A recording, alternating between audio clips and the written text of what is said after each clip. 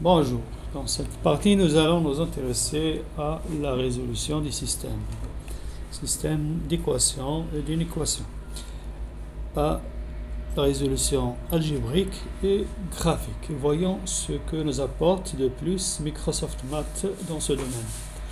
Alors d'abord l'écriture d'un système. On fait Alt plus, le système avec un crochet, voilà, l'accolade. On écrit ici une équation et là la deuxième équation. Moi j'ai déjà écrit un système là, mais voyons ce que va nous faire Microsoft Math. Calculer, pas rien, ça donne rien. On a le même système mais écrit linéairement, donc ça ne change pas grand chose. Voyons si on écrit les deux équations mais sans l'accolade. Je les ai déjà écrit ici. Alors la première équation, on copie la première équation, puis entrée, puis la deuxième équation. Donc on écrit les deux équations sans accolade et on regarde qu'est-ce que ça va donner. Résoudre pour x et y, et la solution est là. X égale 11 sur 5, y égale moins 1 sur 5. Donc la résolution se fait sans accolade. Voyons un autre système, le même, mais cette fois un système avec deux équations équivalentes. Ça veut dire qu'il y a une seule équation là. Résolution. Bien sûr, pas d'accolade, sinon on n'a pas de solution. La résolution. Alors là, il a résolu une seule équation. Il a pris la première équation, x égale 3 demi-heure plus 1, y appartenant à R. Voilà. Prenons un système qui n'a pas de solution. X moins 3 demi de y égale 1, 2x moins 3y égale 5. Alors là, voyons qu'est-ce que ça va donner. L'équation du système, l'équation en cours ne peut être résolue. Donc le système qui n'a pas de solution ne peut être résolu. Revenons un peu en arrière. Graphiquement, ça c'est la solution, c'est l'intersection ce sont les coordonnées du point d'intersection des deux droites. Voyons graphiquement qu'est-ce que ça nous donne. Voilà, ça donne l'équation. Les deux droites, le point d'intersection est là. On peut voir approximativement la solution des deux droites. L'intersection des deux droites, elle est là. La solution, c'est à peu près de 2,208 et moins 0,208 à peu près. On peut insérer ce graphe dans la page Word. Alors, voyons maintenant un système qui n'est pas un système de Cramer. X moins y égale 0, x y égale 1, c'est un système à deux équations avec deux variables. La résolution en x et y nous donne la résolution de solutions. Moins 1, moins 1, 1, 1. Graphiquement, c'est l'intersection. Ce sont les coordonnées du point d'intersection de la droite x moins y égale 0 et l'hyperbole x y égale 1. Voyons graphiquement qu'est-ce que ça va nous donner ici.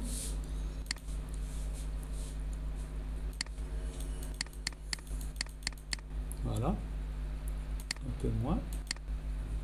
Et voilà la résolution. Les points d'intersection sont là. On peut voir un peu. Voilà. C'est à peu près ici. C'est approximativement. Voilà. Voyons un peu les systèmes à trois variables. Commençons par un système à deux variables, à trois variables, mais seulement deux équations. La résolution, bien sûr, pas d'accolade. La résolution, alors il va nous donner le choix, parce qu'il y a une variable qui sera paramètre, qui se comportera comme un paramètre. Donc ici z est paramètre. X égale 4 sur 3, y égale z moins 1 sur 3. Graphiquement. Graphiquement, c'est l'intersection de deux plans dans l'espace. Donc, c'est une droite. Les deux équations, l'équation paramétrique de la droite, c'est x égale 4 sur y égale z ou bien t moins 1 sur 3. Alors, graphiquement, on va voir ça en 3D bien sûr.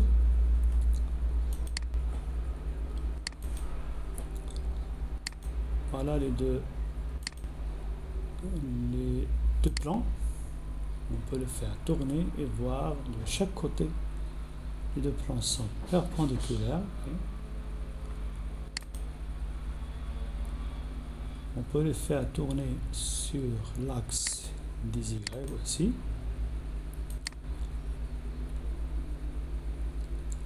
Voilà, ça se voit. Les deux plans sont là. D'ailleurs, ce sont deux plans perpendiculaires. Ou bien on peut le faire tourner autour de l'axe des X. On peut le faire tourner plus rapidement avec la souris. Voilà. On peut voir dans le sens inverse.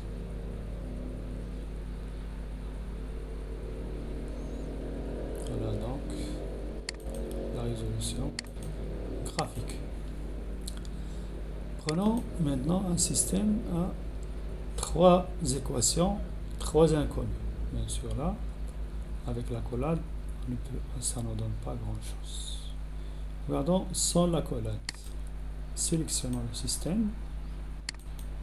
Résolution x, y, z. Alors là, on nous donne la solution x égale 1, y égale 0, z égale 0. Alors graphiquement c'est l'intersection de trois plans dans l'espace. Alors c'est pas très clair, comme vous voyez, il y a les trois systèmes, les trois plans. L'intersection, elle est là, mais on ne peut pas le voir exactement. Voilà les trois systèmes, les trois plans. On peut aussi le faire tourner à droite, à gauche, dans les deux sens, autour de l'axe des X, autour de l'axe des Y, dans un sens ou bien dans un autre sens. Vous voyez? Là, c'est plus clair.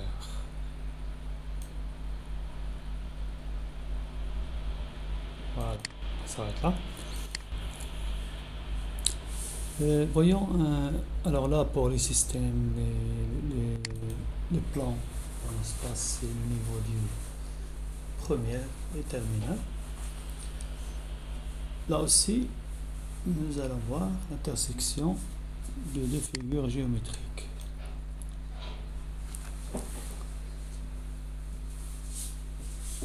La sphère et le plan. Une sphère et un plan.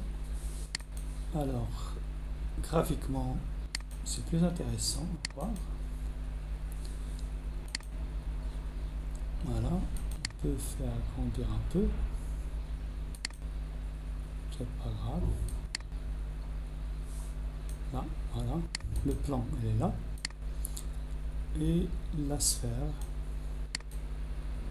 remarquez, et là on peut montrer l'intersection du plan, c'est le plan et la sphère, c'est cette droite là, c'est la droite.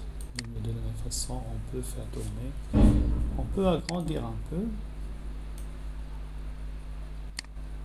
voilà,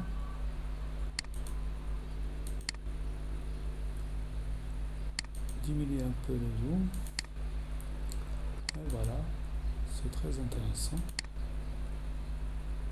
On peut faire montrer l'intersection du plan avec la sphère.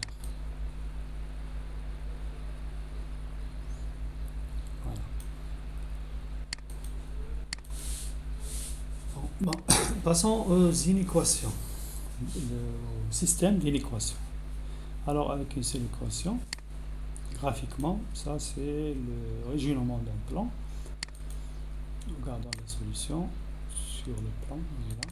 C'est la partie achevée du plan. Voilà.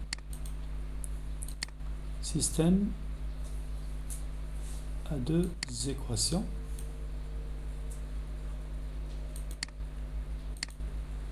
Toujours le régionnement du plan, mais la résolution graphique est de droite. Voilà, celle-là. La partie solution, c'est là. Elle est à la fois bleue et verte. Voilà. Voilà, c'est terminé pour cette séance. On se verra à la prochaine.